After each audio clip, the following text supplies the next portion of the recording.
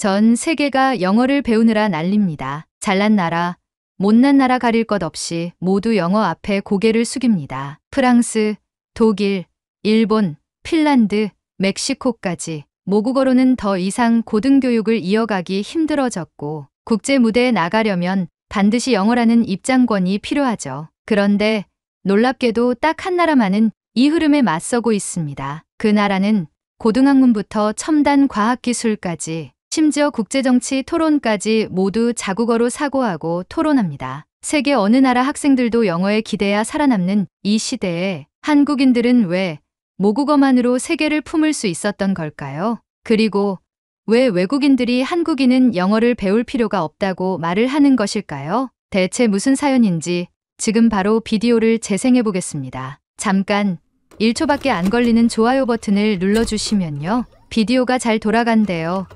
좋아요는 무료잖아요. 안녕하세요. 저는 핀란드 헬싱키에서 언어학을 전공하고 있는 박사과정 학생 엘리나 라우티넨입니다. 오늘 제가 드릴 이야기는 아마 저처럼 여러 나라의 언어를 배우며 살아왔던 사람들에게는 조금은 낯설고 조금은 부끄러운 고백이 될지도 모르겠습니다. 핀란드는 언어에 있어서 특별한 나라입니다. 우리 국민 대다수가 모국어인 핀란드어 외에도 영어, 스웨덴어, 독일어를 능숙하게 구사하지요. 저 역시 그랬습니다. 어릴 때부터 부모님은 저를 다양한 언어학원에 보냈고 방과 후에는 영어 튜터를 집으로 불렀습니다. 주말마다 독일어 연습을 했고 여름방학이면 프랑스어 캠프에 참가했어요. 그때는 그것이 세상을 살아가는 당연한 방식이라고 믿었습니다. 세상은 넓고 우리는 준비해야 해. 아버지는 항상 그렇게 말씀하셨습니다. 그 말씀에 의심을 품어본 적은 한 번도 없었습니다. 아니,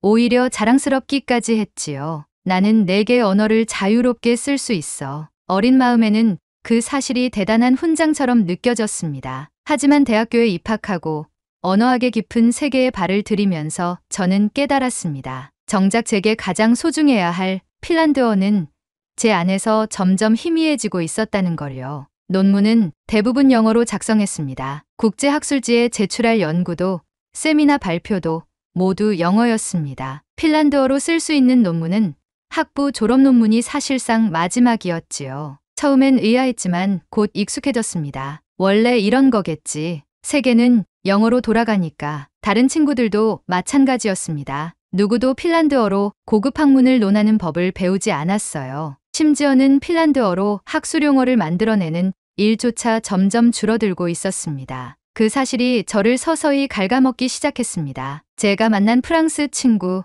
마리도 마찬가지였습니다. 프랑스어는 예쁘긴 한데 현실은 영어야. 웃으며 건넨 그녀의 말 속에는 씁쓸함이 묻어 있었습니다. 독일에서 만난 친구 루카스도 그랬죠. 박사까지 가려면 영어는 필수야. 독일어로만 공부하려는 애들은 솔직히 살아남기 힘들어. 멕시코에서 교류 프로젝트를 할 때도 비슷했습니다. 라울이라는 친구는 제게 이렇게 털어놓았어요. 우리 모국어는 스페인어지만 진짜 경쟁은 영어로 해야 해. 교수들도 다 영어 논문만 쳐줘. 세계는 모국어를 버리라고 강요하지 않았습니다. 하지만 모두가 스스로 버리고 있었어요. 조금 더 높이 올라가기 위해서, 조금 더 넓은 세계로 나가기 위해서. 그러던 어느 날이었습니다. 지도교수님께서 저를 부르셨습니다. 엘리나, 언어 정책 비교 연구를 해보는 게 어떻겠나? 핀란드, 프랑스, 독일, 멕시코, 그리고 한국까지.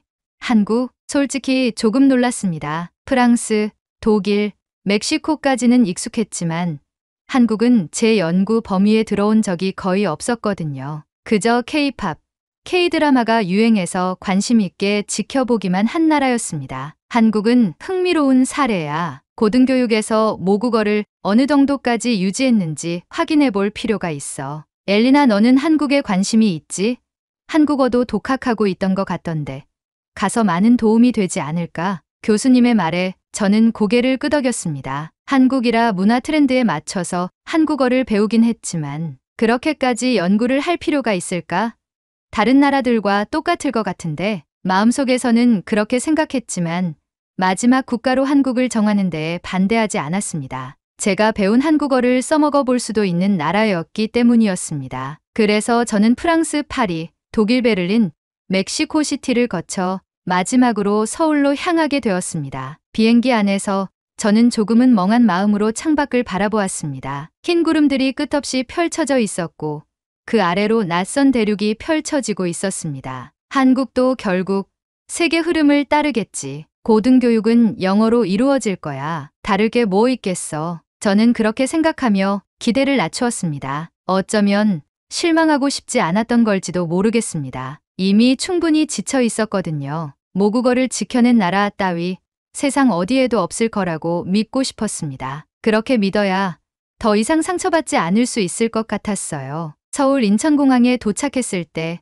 공항은 깨끗하고 현대적이었습니다. 수많은 안내판들이 한글과 영어로 나란히 적혀 있었어요. 그래, 역시 영어 없이는 안 되지. 저는 마음속으로 씁쓸하게 웃었습니다. 공항철도를 타고 서울 도심으로 들어오면서 창밖으로 보이는 풍경을 무심히 바라보았습니다. 높은 건물들, 빠르게 움직이는 사람들, 그리고 그 사이사이로 깔끔하게 정돈된 간판들. 한글과 영어가 자연스럽게 섞여 있었습니다. 호텔에 짐을 풀고 다음날 아침 저는 서울대학교 도서관으로 향했습니다. 본격적인 조사를 시작하려는 첫걸음이었죠. 그리고 그곳에서 저는 제 모든 예상을 단번에 뒤집는 광경을 보게 됩니다. 서울대학교 도서관의 첫 인상은 한마디로 말해 충격이었습니다. 언뜻 보면 다른 나라 대형 도서관들과 다를 바 없는 풍경이었지만 책장에 꽂힌 책들의 제목이 전혀 달랐습니다. 고급 양자역학, 분자생물학과 생명현상, 국제경제학 이론과 실제, 헌법학 원론, 모두 한국어로 또박또박 적혀 있었던 겁니다. 이렇게 전문적인 서적이 번역본도 아니고 한국어로 직접 쓰였다고? 책 한 권을 꺼내 들고 몇 장을 넘기던 저는 숨을 멈췄습니다. 목차도, 서문도, 참고문헌도 모두 한국어였습니다. 게다가 책의 문장들은 번역체 특유의 어색함이 없고 자연스러우면서도 전문성이 살아있었습니다. 놀라움에 멍하니 서 있던 제게 누군가 다가와 영어로 말을 걸어왔습니다. 실례지만 도움이 필요하신가요? 부드러운 목소리였습니다. 돌아보니 안경을 쓴 젊은 남학생이 웃고 있었어요. 네, 혹시 이쪽 서가는 어떤 책들을 모아둔 건가요? 조심스럽게 영어로 묻자 학생은 쑥스러운 듯 웃으며 대답했습니다. 여긴 한국어 전공 서적들이에요. 원서 코너는 저쪽에 따로 있어요. 전공 서적이요? 이런 고급 내용도 다 한국어로 되어 있나요? 학생은 어깨를 으쓱이며 답했습니다. 네, 저희는 대부분 한국어로 공부해요. 영어 논문도 보지만 수업이나 토론은 한국어가 기본이죠. 저는 어색하게 웃었습니다. 대단하네요. 저희 나라에서는 박사과정쯤 되면 영어 없이는 아무것도 못하거든요. 그러자 학생은 한 박자 쉬며 이런 말을 덧붙였습니다. 한국어로 생각할 수 있으니까요. 그게 진짜 중요한 것 같아요. 그 짧은 대화는 제 가슴을 묘하게 울렸습니다. 한국어로 생각한다. 그건 단순히 말을 하는 것과는 전혀 다른 차원의 이야기였습니다. 며칠 뒤 저는 카이스트로 향했습니다. 과학기술 분야에서는 세계적으로도 손꼽히는 이 학교에서도 과연 한국어가 지켜지고 있는지 확인하고 싶었거든요. 연구동 건물에 도착하니 복도 곳곳에 붙은 포스터들이 보였습니다. 반도체 소자 특성 연구 세미나, 인공지능 윤리 세미나, 신소재 공학 심화 토론, 모두 한국어였습니다. 영어로 적힌 제목도 가끔 있었지만 부제목은 여지없이 한국어였어요. 저는 허락을 받고 석사 박사 과정 학생들의 세미나를 참관할 수 있게 되었습니다. 자, 오늘은 김유진 학생이 발표할 차례입니다. 교수님의 안내에 따라 한 여학생이 단상에 올랐습니다. 검은색 테일러드 재킷에 청바지를 매치한 차림. 단정하면서도 자유로워 보였습니다. 유진 씨는 긴장한 기색 없이 PPT 슬라이드를 넘기며 발표를 시작했습니다. 안녕하세요. 저는 차세대에겐 기반 전력 소자 특성 향상 연구에 대해 발표하겠습니다. 그녀의 입에서 나온 단어들은 놀랍게도 전문 용어와 한국어가 자연스럽게 섞여 있었습니다. 본 연구는 N겐과 P겐, 이종접합 구조에서 전개 강도와 임계 전압 특성을 비교 분석하였으며 SiC 기판과의 결합을 통한 특성 개선 가능성도 함께 검토하였습니다. 가끔 영어 약어를 발음할 때는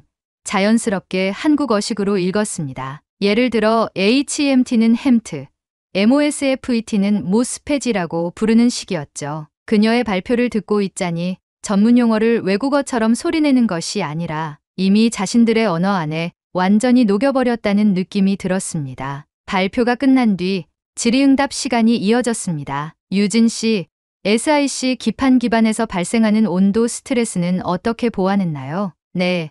우선 구조적 스트레스를 줄이기 위해 ALN 버퍼층을 삽입했고요. 이로 인해 핀치오프 전압이 안정화되는 결과를 얻었습니다. 햄트와 비교했을 때 소자 수명은 어느 정도 개선됐나요? 기존 대비 약 25% 향상되었습니다. 구체적인 수치는 슬라이드 17페이지에 정리해 두었습니다. 질문도 답변도 전부 한국어였습니다. 그 과정에서 학생들은 한치의 망설임도 보이지 않았습니다. 모국어로 과학을 사고하고 논리적으로 토론하는 모습은 정말 압도적이었습니다. 세미나가 끝난 뒤 유진 씨에게 조심스럽게 다가가 물어보았습니다. 혹시 영어로 발표해야 했다면 어땠을 것 같나요? 유진 씨는 웃으며 말했습니다. 솔직히요?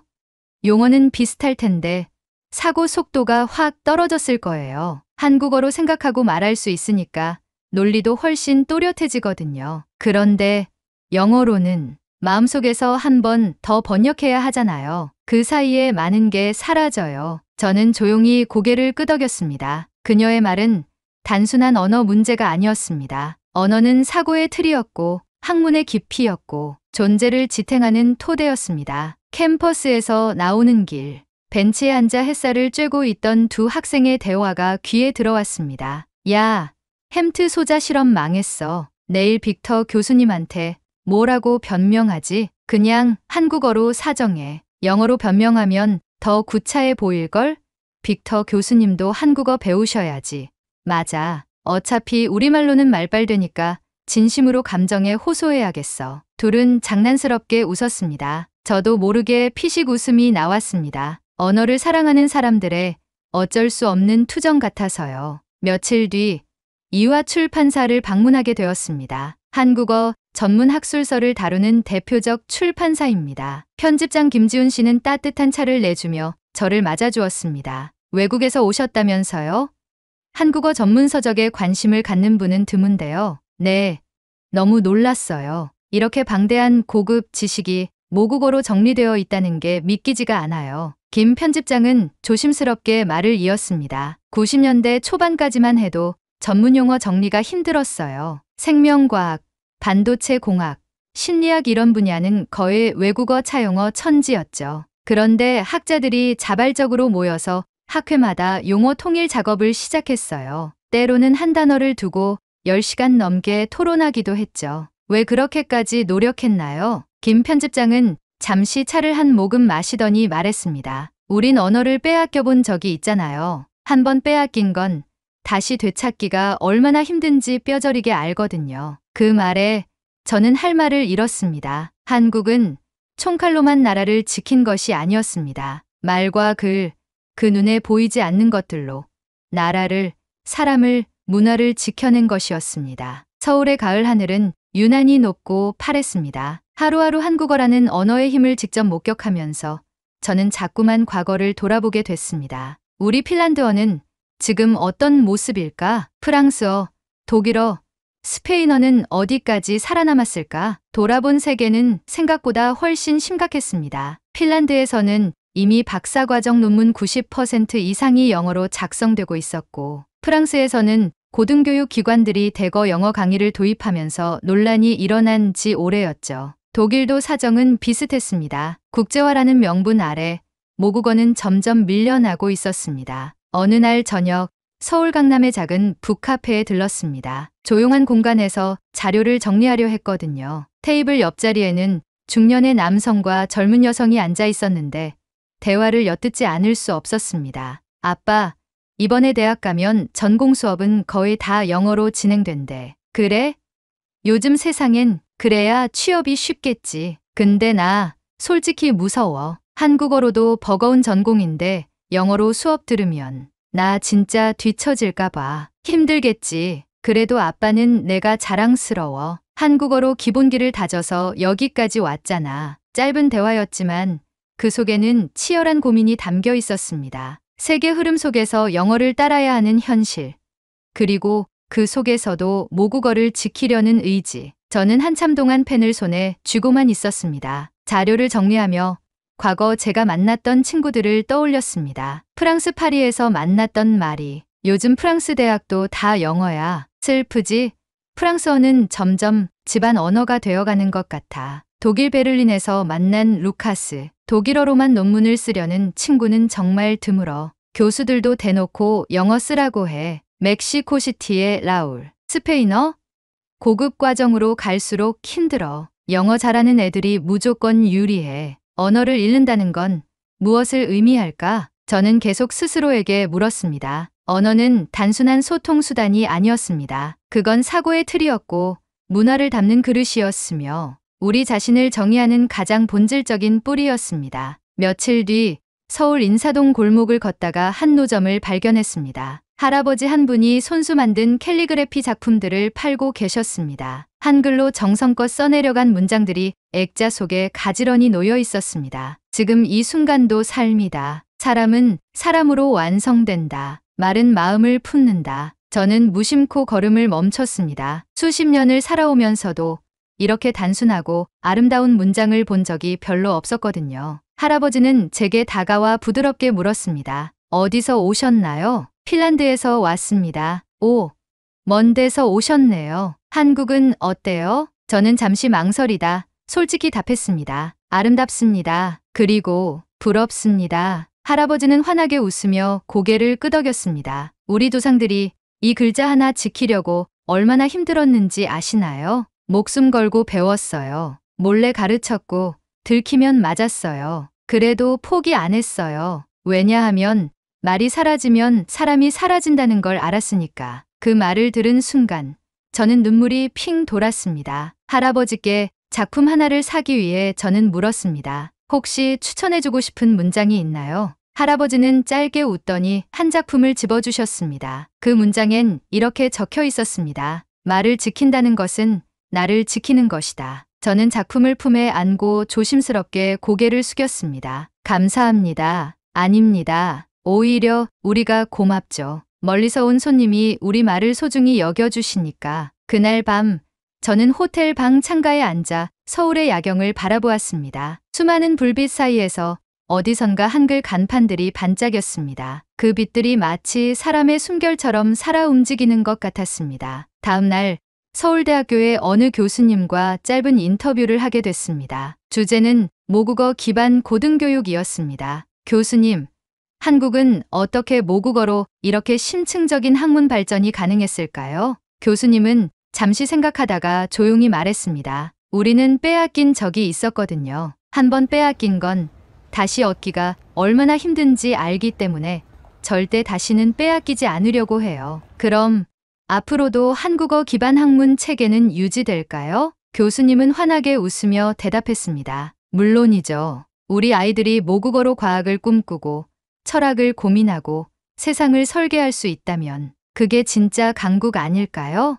강국. 그 단어가 제 가슴속에 오래도록 울렸습니다. 서울에서의 마지막 날이 밝았습니다. 햇살은 부드럽게 도심을 감쌌고 거리는 어제와 다름없이 분주했습니다. 하지만 제 마음속은 어제와는 전혀 다른 감정으로 가득 차 있었어요. 짧지만 강렬했던 이 여정 동안 저는 무엇보다 언어가 사람을 지탱하는 힘이라는 걸 온몸으로 배웠습니다. 호텔방 창가에 앉아 저는 천천히 노트를 꺼냈습니다. 하얀 노트 한가운데에 서툴지만 정성껏 한글로 써내려갔습니다. 한국어는 꿈의 언어입니다. 이제 마지막 보고서를 작성해야 했습니다. 저는 노트북을 열고 천천히 키보드를 두드리기 시작했습니다. 나는 이제 안다. 진정한 강국이란 군사력이나 경제력으로 결정되지 않는다. 모국어로 세상을 품을 수 있는 나라. 한국이야말로 진짜 강국이었다. 타자를 치는 손이 떨렸습니다. 단순한 글을 쓰는 게 아니었습니다.